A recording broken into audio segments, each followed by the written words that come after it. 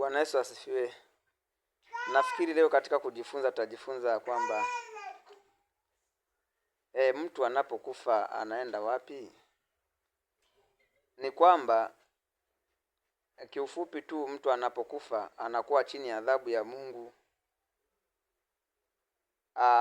Anasubiri mkono wa Mungu ama rehema ya Mungu kumwokoa. Anakuwa ameenda kuzimu. Ukisoma katika Zaburi 89 anasema Zaburi 89 anasema hakuna mtu anayeweza kujiokoa na mkono wa kuzimu.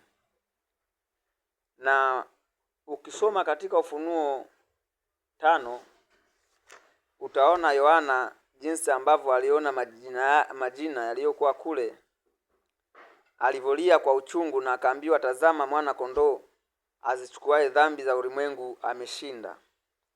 Na ukitaka kujua kuwa mtu akifa anaenda kuzimu, ukiangalia hata wakati Ibrahimu yuko kule na maskini, Biblia inasema alionekana kule, unasema kule kuzimu.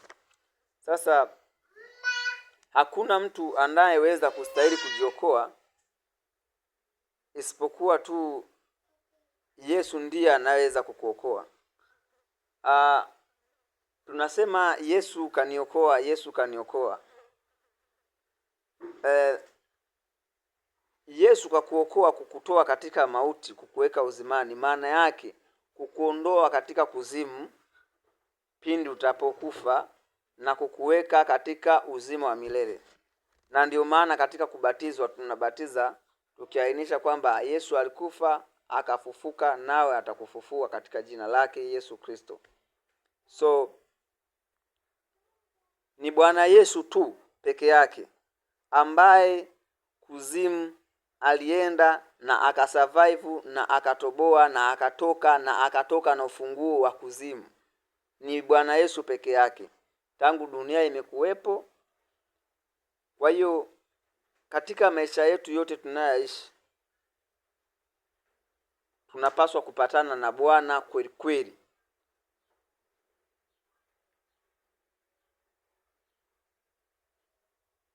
Upatane na Bwana Yesu, uwe tayari una udhibitisho kwamba umegongwa muhuri wa Yesu Kristo atakapokuja ili aweze kukuokoa. Hakuna mtu yoyote ambaye anaweza kustahimili hata kuona. Ni Yohana ndiye alisema kwamba hata alilia kwa uchungu baada ya kuona hakuna aliyestahili.